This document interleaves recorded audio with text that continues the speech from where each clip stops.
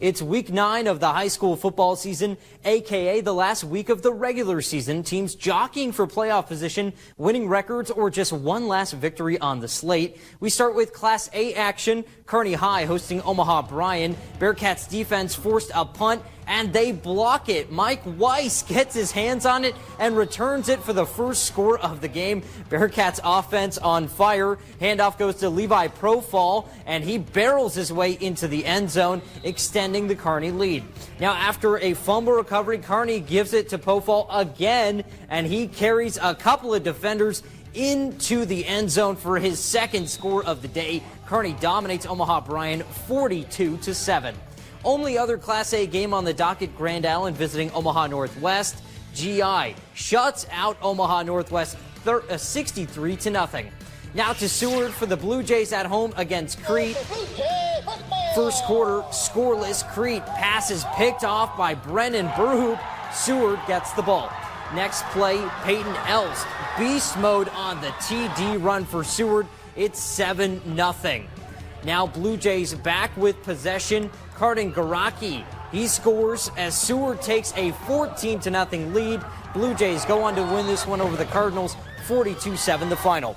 And here's a look at some other Class B scores from around the area. Gearing defeats Hastings 28-0. McCook beats Lexington 49-21. Scottsbluff and York still in action in the fourth quarter out west. GI Northwest beat Lincoln Northwest on Friday 44-18. Now to Class C action. Unbeaten Central City travels to Aurora. Picked this one up in the final minutes of the first half. Down 7-6. Bison roll the dice on fourth down near midfield, and they complete the pass, but they don't convert. So the Huskies are in business off the play fake. Aurora looking to take a deep shot, and the pass is intercepted by Jacob Brazee. He breaks a few tackles and adds a great return to the INT. It's finally brought down in Huskies territory. So now, Central City with another chance to pull away before the half, but the Aurora defense comes up with a massive interception. Defense is taking stands before the break. Aurora blows this one open in the second half, handing Central City their first loss, 27-12.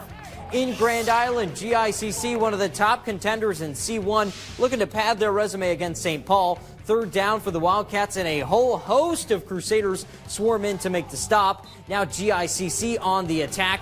Grayson Sack slings it down the seam, hitting Graham Stava in stride for a 30-plus yard gain. Crusaders go back to the ground game. Sack pitches to Jack Alberts. The senior follows his blocks into the end zone, getting the home squad on the board first. GICC doesn't look back, besting St. Paul 49-15. Back to Kearney, where it's Kearney Catholic hosting the Valentine Badgers.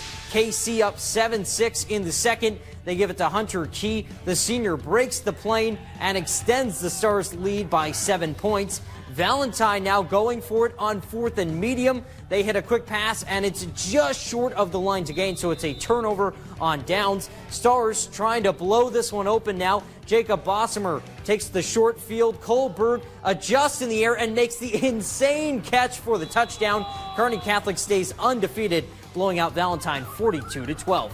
Now from the city of Kearney to Kearney County, Minden hosting Cozad. The Whippets offense looking to kick things into high gear. Parker Hatch running the speed option, keeps it himself, gets to the edge, and picks up a huge gain down the sideline.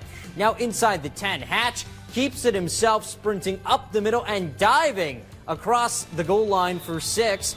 Cozad, though, answering in the second quarter. Oliver Davis with a QB keeper of his own, lowering the shoulder and powering in for the score. Cozad wins this one 45-28.